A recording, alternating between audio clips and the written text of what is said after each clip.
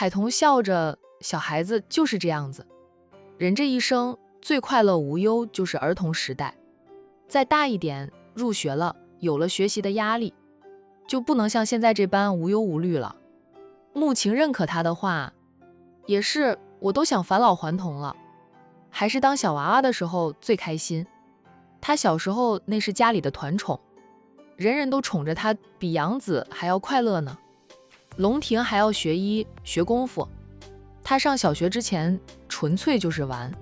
海童说他，你这话小声点，别让你家军伯听了去，免得他以为你觉得嫁给他不幸福不快乐，他又要想破脑袋，想着怎么去哄你开心了。穆晴本能地扭头看一下叶军伯，叶军伯像有心灵感应一样，也抬头看他。夫妻俩四目相碰，叶军伯冲他笑笑，穆晴也笑，扭头他亲热地挽上海童的手臂。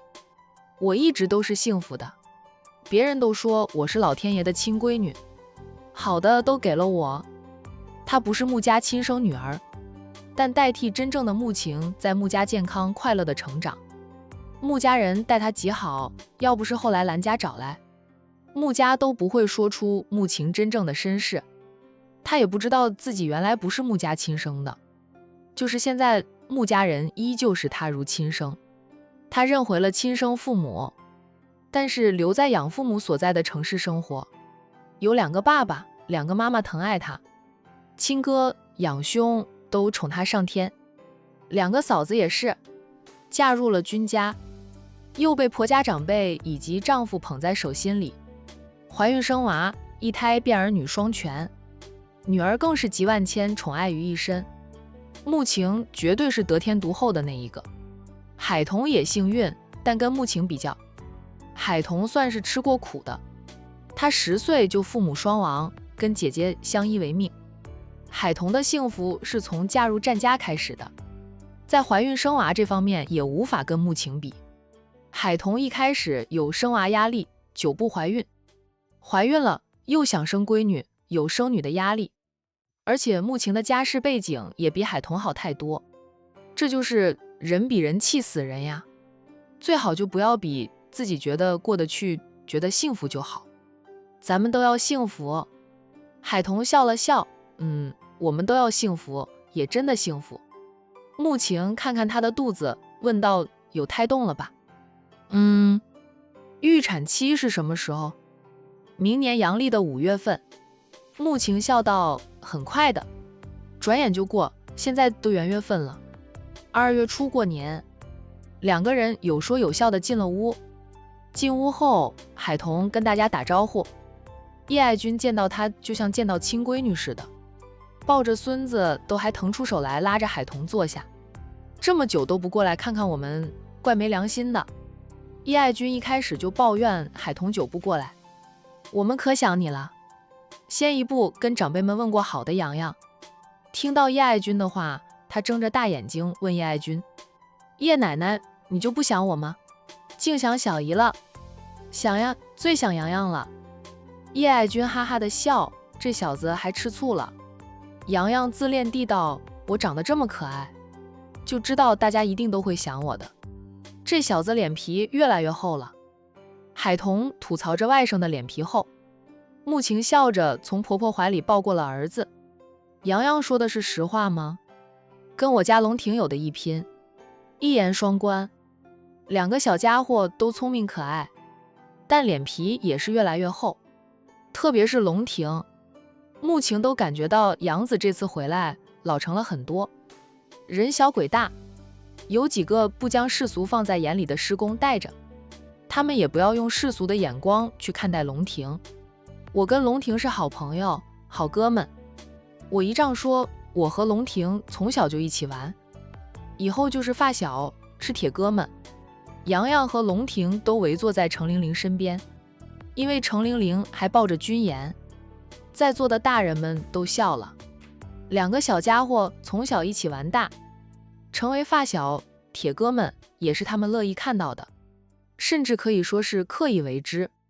周阳背后有战家，很快还会有陆家，他又是个聪明的，长大后前途不可限量。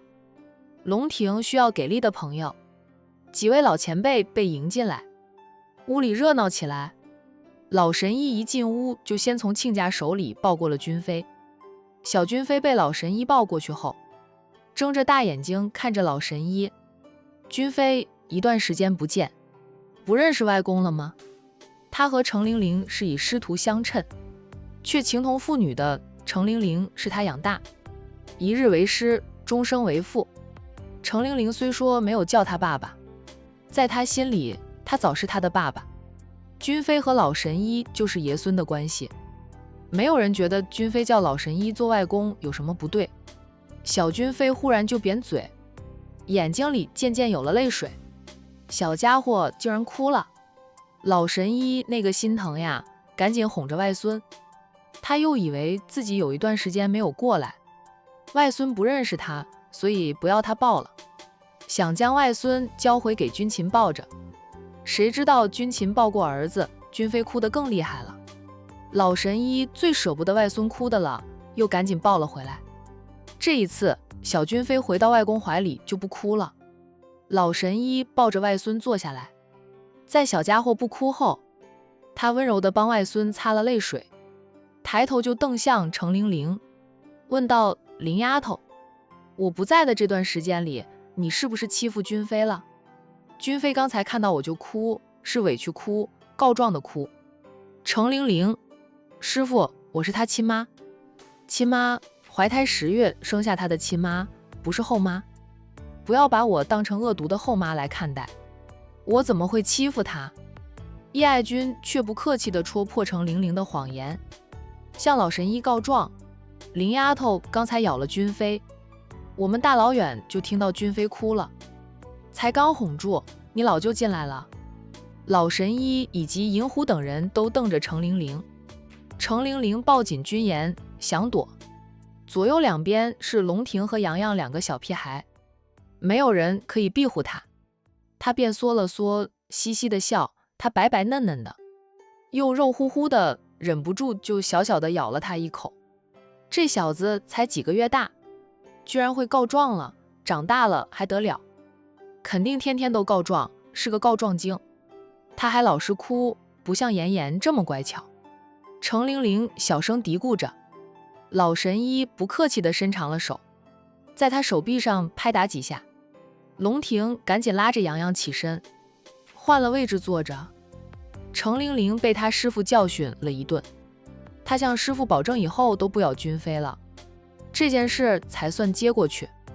等到君妃回到他亲妈的怀抱时，小家伙还冲妈妈咧嘴笑，让程玲玲心都软化了。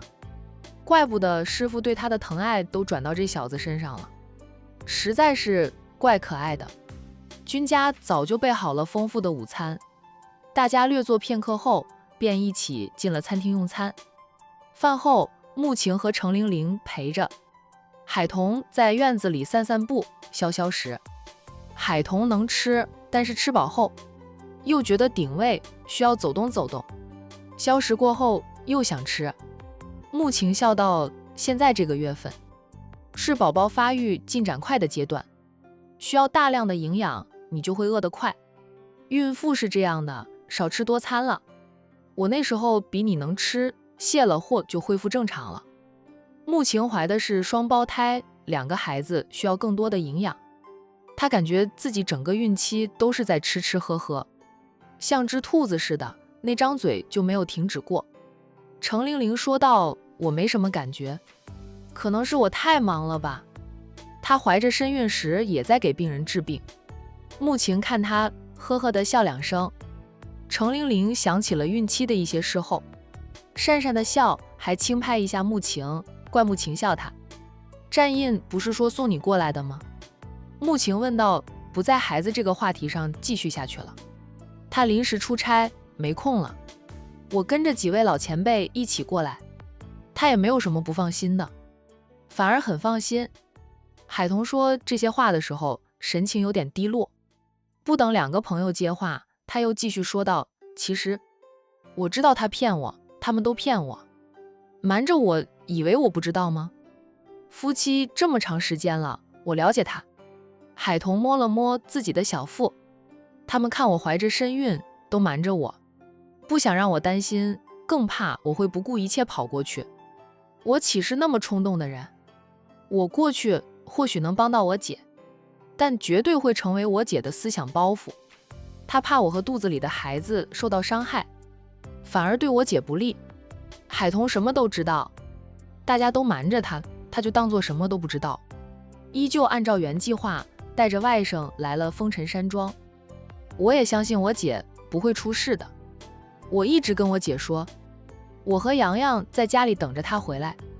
我大表哥战印都过去了，估计过2天我大姨还有钟爷爷也会过去，是跟那边摊牌的时候了。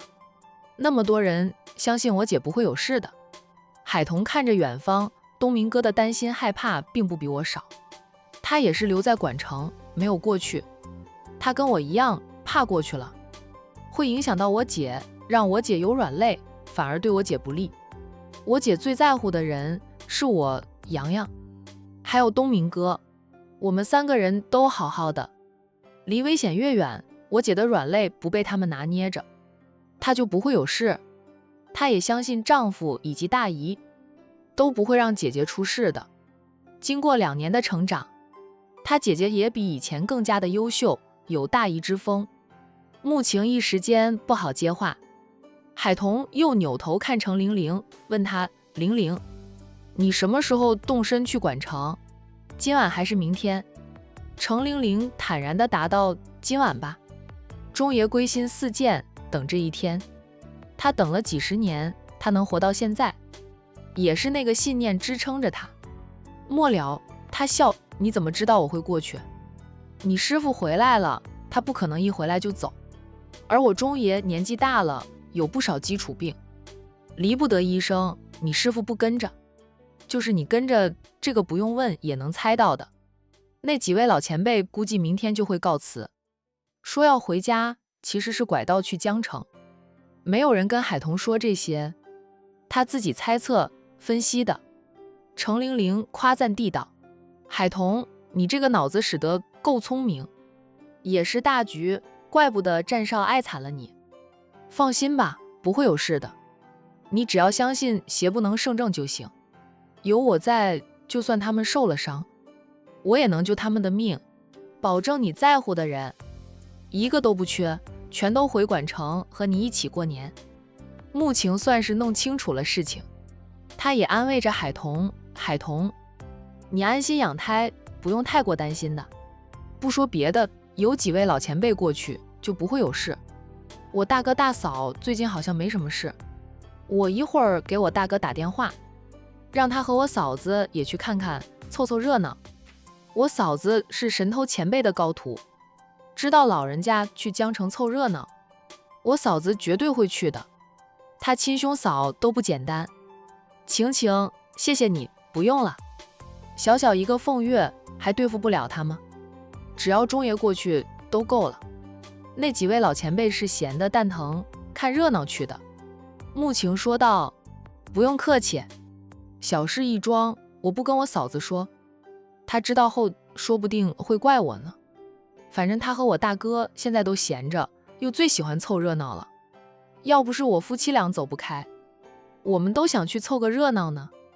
我最喜欢看坏人受到惩罚，被绳之于法，抢来的一切都还回去的场面，打脸的情节很爽。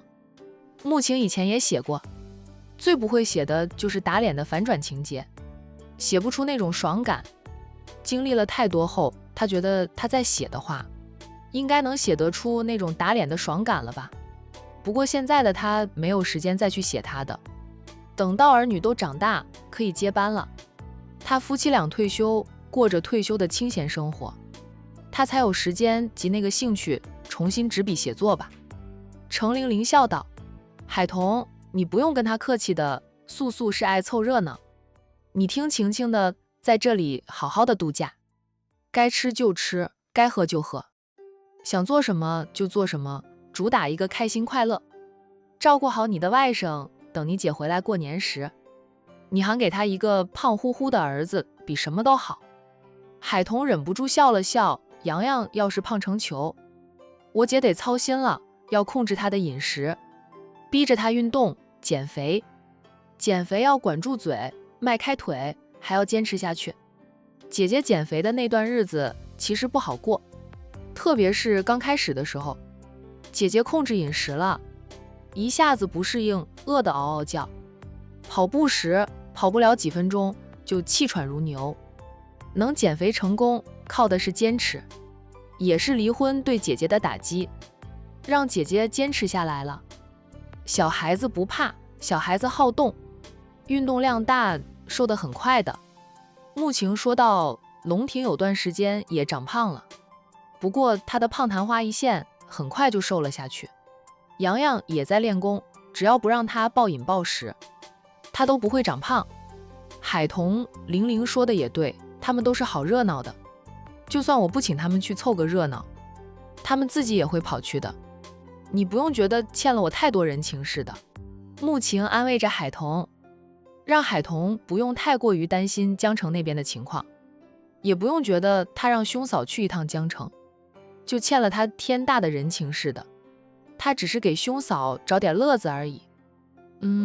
我不担心，我等着我姐回来过年。海童感激地点头。战印当初刻意带着他过来，让他和穆晴等人结交，用意极深。现在他是品尝到了战印那样安排的果子了。穆晴等人背后的靠山太强大，他这个战家大少奶奶除了大姨之外，还真没有太大的靠山。但是结交的朋友都好，真心把他当成好友来看待。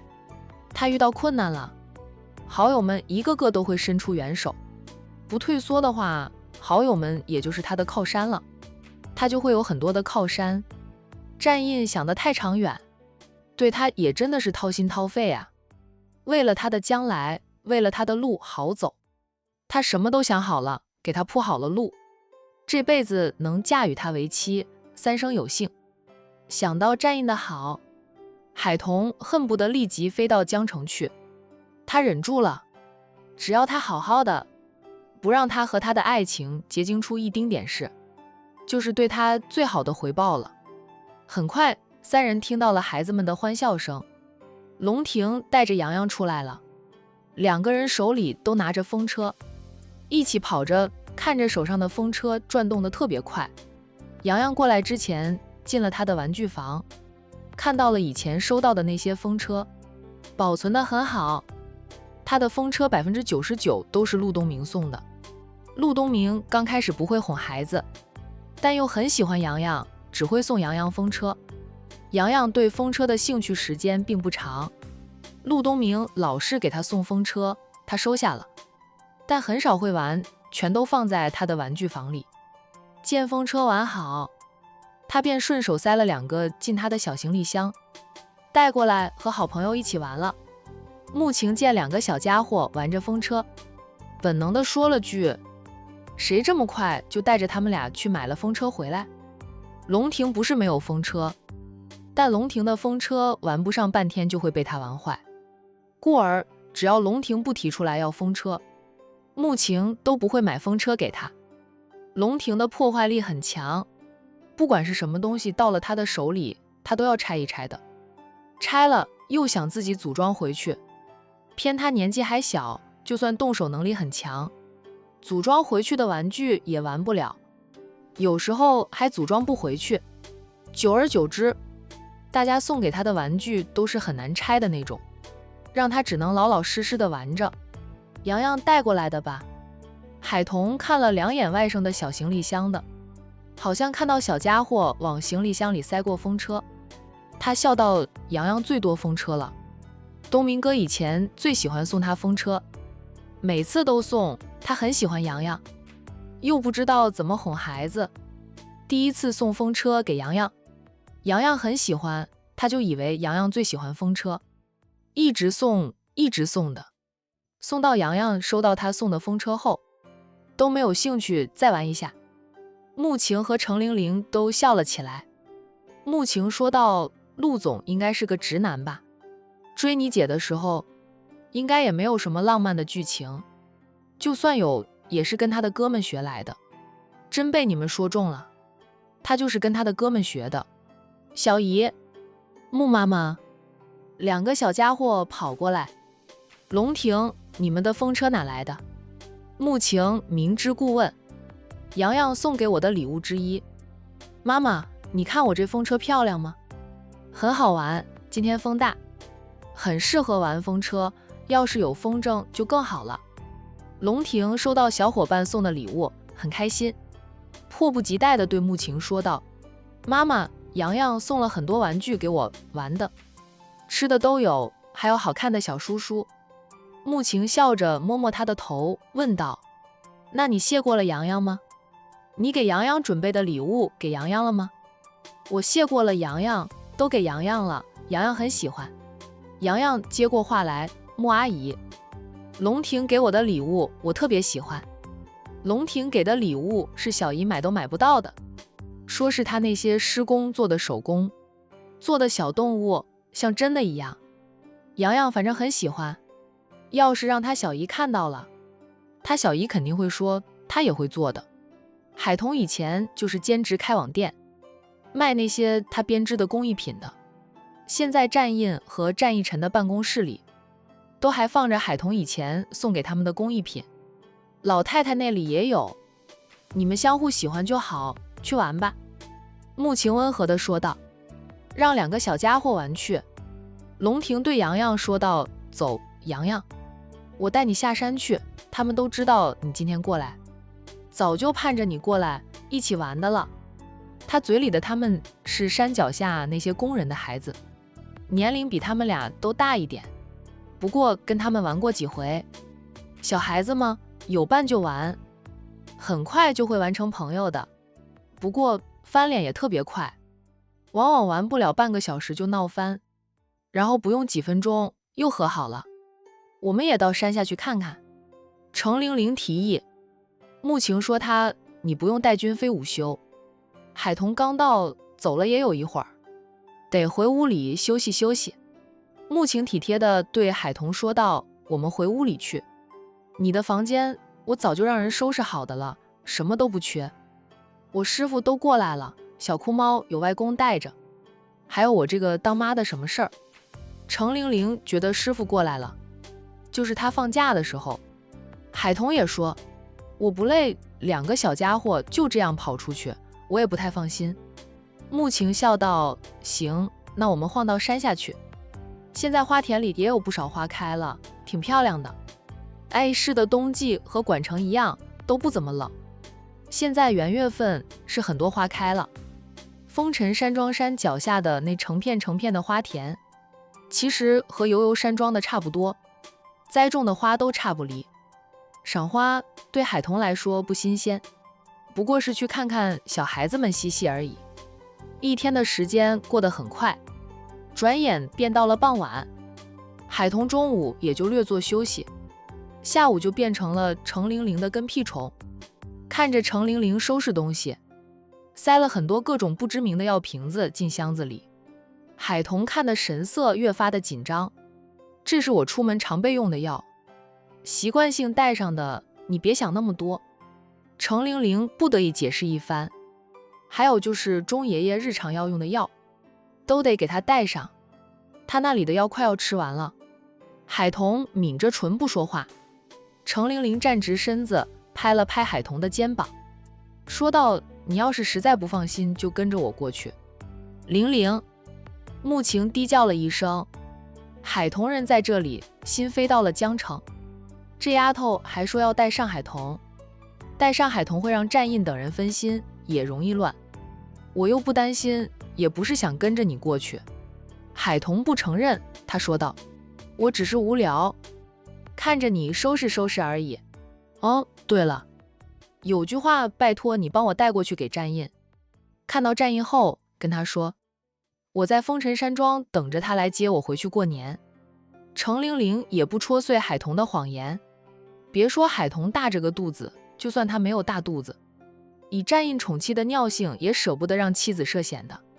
哪怕海童身手很不错，能打，他是他能杠住的，绝不让海童搭一把手。爱上他那一刻，他就说了，许他一辈子的幸福，一生的安宁。他会用一辈子来实现他的诺言。我见到战少就告诉他，你等着他过来接。谢谢。客气什么呀，咱们是好朋友。程玲玲走到一个架子前，那是专供他放各种药品的药架子。从药架子上拿下2瓶子，不知道是什么药。他走回来，将那2瓶药丸递给海童，说道：“知道你是什么都不缺，不过我这里没有什么好送给你的，就给你拿2瓶钙片了。你现在也只能吃点钙片，等你生完孩子，孩子断了母乳后，我再帮你调理身体，让你恢复如前，继续迷死你家战印。”海童不客气地接过了程玲玲递给他的2瓶钙片，笑道：“那我先谢谢你，到时候你可得帮我调理调理身体，免费的，还能收你钱不成？”程玲玲爽朗地笑：“晴、杨希都是我帮忙调理的身体，看他们俩生完孩子后比婚前更加的美丽动人。”穆晴笑：“对，都是你的功劳。家里有个小神医，大家都得意无限。君家的家庭医生都快要失去这份工作了，他们3不5时就向程玲玲请教医学上的问题。程玲玲很大方，不会藏着掖着，只要他们来请教，她都会指点1、2，能不能学上手就是他们的事了。你那个妯娌的药也快吃完了吧？我也得帮她带点药过去，用完这一次的药，她的眼睛就不用再用药了，年后再帮她调理身体，去体内的寒气，保证她3年后就能当妈。”海童说道：“云初的药还有多少？这个我并不清楚，老二才清楚。我和云初都有自己的工作，闲时才会聚一聚，是妯娌兼朋友了。不过各自有自己的生活和生意，他和宁云初的关系再好，也没有超越他和沈小军的。沈小军屁大点事，他都会知道。怎么说都是10几年的好闺蜜了，好的像一个人似的。我心里有数的，就是我师傅也给云初瞧过了，不知道他老人家有没有另外给他开药。我没有问我师傅。没事，我按照我上次送去的药量，再给他带点过去便行。宁云初的眼睛恢复得七七八八的了，就是他体内的寒气要完全去，需要花点时间。每次给宁云初配药，程玲玲都得心疼他一回。宁太太够心狠的，就算她不爱前夫，宁云初好歹是她亲生的，也是她怀胎10月生下来的骨肉。听说宁云初跟她妈长得还挺像的，宁思琪都没有宁云初那么像母亲。可是宁太太就是不喜欢宁云初，不仅不喜欢，还带着怨恨，恨不得弄死宁云初，让前夫绝了后。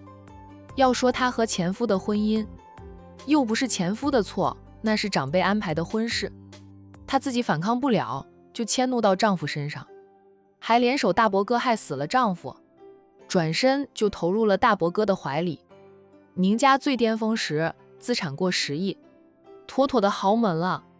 但是宁太太在管城上流社会这个圈子里不招人喜欢，不受人待见，就是因为她和宁总的事。她婚前就和宁总纠缠在一起，结果嫁给了宁总的弟弟，成了宁总的弟媳。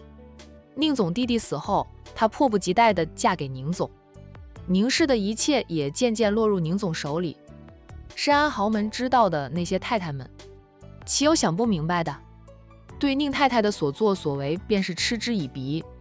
除了要抱她大腿的那些人，其他有身份地位的太太们都不想搭理宁太太的。她一早就想着将最疼爱的女儿嫁入战家当少奶奶，有这样的计划，她也行动过。每次参出宴会，战家的太太们若是出席，她就千方百计接近，想结交战家的太太们。可惜的是，她始终融不进去，都是阔太太，也还是有个3、6、9等之分的。像战家的太太们，每次拍照合影时都是妥妥的 C 位，大家都喜欢亲近他们，奉承、讨好、巴结。宁家的资产在战家面前那是不够看的，战家的太太们顶多就是在他打招呼时点点头，不会过多来往的。宁云初在宁家的遭遇曝光后，大家对宁太太更多的是指责，虎毒尚且不食儿，宁太太是连畜生都不如，也怪不得宁云初对亲妈和继父都恨得牙痒痒的。如今宁氏企业落入宁云初的手里，也等于是物归原主。宁总夫妻俩再不甘心也没有办法了，他们的手伸不出铁窗，管不到宁云初了。况且宁云初不再是以前的他重见光明，又有莫先生辅助，更有婆家坚定地站在他的身后支持着他。程玲玲不知道宁太太此刻会不会后悔，想来会后悔的吧，不过是后悔没有早早掐死宁云初，让宁云初有机会翻了身。你有什么需要我带回去的吗？程玲玲问着海童。海童摇头，我今天才过来，没什么要带回去的，等战印来接他和洋洋回去了，他再给婆家人买点礼物带回去。程玲玲也笑，是哦，你今天才来的。行了，我也收拾好了，咱们下楼吃饭，吃了饭我就要出发了。穆晴也对海童说道，走吧，我们下楼去。老四亲自下厨，咱们就留在玲玲这边蹭顿饭吃。君家几房人都好得很，经常大家聚在一起吃饭。小贝不管是去了哪一家，都不用担心会饿着，这种气氛跟战家一样。程玲玲说道，她又不是神厨，亲自下厨还不是烧上几道家常菜，换不了新花样。她烧的菜都是你爱吃的，当然换不了新花样。她要是换新花样，你就得担心了，担心她是不是外面有了人。三个女人边往外走边说着笑。程玲玲自信得很，给一个天军勤做胆，她也不敢在外面乱来。况且有我这么优秀又貌美如花的老婆，她还看得上外面的野花。军情敢出轨，她分分钟就阉了她，让她变成太监，下半辈子都碰不得女人。她可是说过的，她的手术刀厉害得很，手起刀落就能废了她。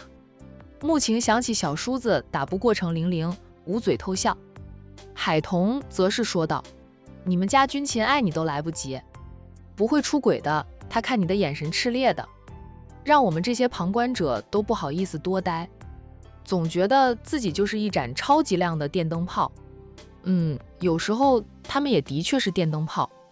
程玲玲没有害羞，反而大方说道，他是那样热烈的很，我有点冷情，他热烈，我们俩才能好好的过下去。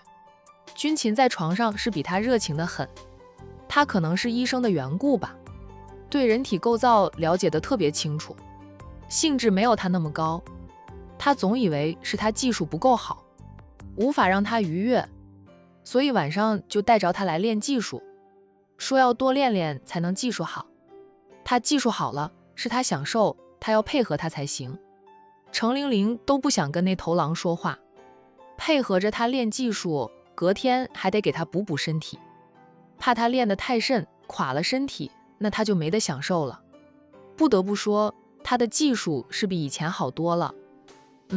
至少他很享受这种夫妻乐趣的事。程玲玲脸皮再厚，也不好拿出来说。想来海童和穆晴也是心知肚明的，他们俩的男人与军琴那是一路货色。吃饭的时候，龙婷和洋洋也跑到四房这边，留在这里吃饭。饭后，军琴就送着程玲玲出门，大家都识趣的没有跟着，让小夫妻俩说说即将分别的不舍，没什么事儿就早点回来。军琴恨不得跟着老婆一起去，老婆不让他跟着，说他一不会给人看病，二来打也打不过他，连他都打不过，他跟着去做什么？等着他来保护他吗？军琴被老婆噎得说不出话来，他是打不过老婆，但也没有差到需要老婆来保护他，他就是舍不得和老婆分开而已。他比他忙多了，经常要出远门，短则3-5天，长则10天半月。军琴觉得他经常是独守空房，带着小哭猫盼着老婆归来，这一次出远门还不知道什么时候能回来呢。军秦是知道程玲玲此番出门，主要是充当钟爷爷的私人医生兼看护，保钟爷爷性命的。其他老前辈也一同，他不好说什么。钟爷爷回到了商家，我就回来。程玲玲一手挽上了他的手臂。我不在家的时候，你多陪陪儿子，想想他怪可怜的。我这个当妈的经常不在他身边，他是含着金汤匙出生，可是带着他的只有保姆。你平时又忙，也就晚上能陪陪他。军秦说道，他可怜什么？他一出生就不知道赢了多少人，还可怜，幸福得很。有师傅带着他，他都不知道我是谁，哪里需要我这个当爸的陪他？师傅会带他睡的。老丈人来了，他是很轻松。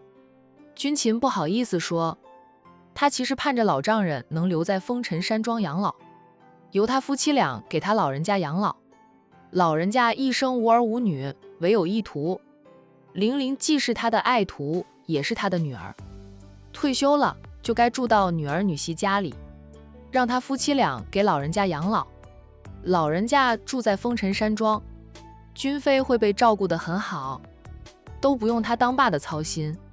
他有更多的时间和老婆过两人世界，多好呀！程玲玲还以为他有多孝顺呢，还不是自私的人，只想到自己。跟他一样，夫妻俩不是一家人不进一家门呀。我是现在走不开，否则都陪着你跑一趟。你忙的公司里事情多。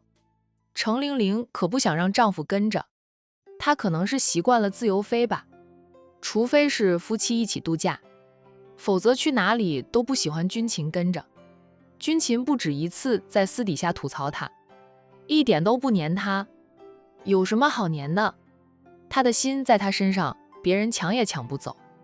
她的心若不在她身上了，她去抢也抢不回来。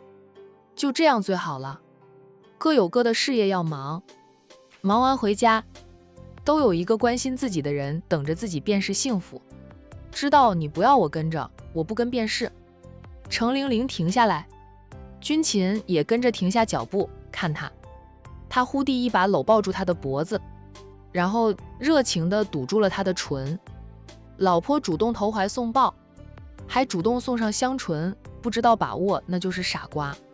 军秦不客气的话被动为主动，一吻之后，他在他耳边低低地说了句等我回来。他眼神妩媚，那句话隐含其他深意。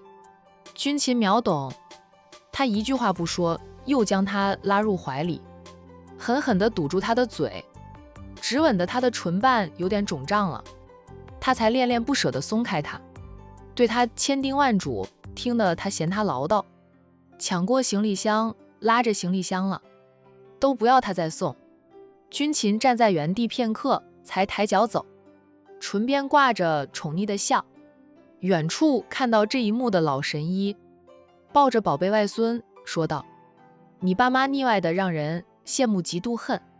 君妃听不懂外公说的话，在外公对他说话时，他冲外公咿呀咿呀，好像在回应着外公的吐槽。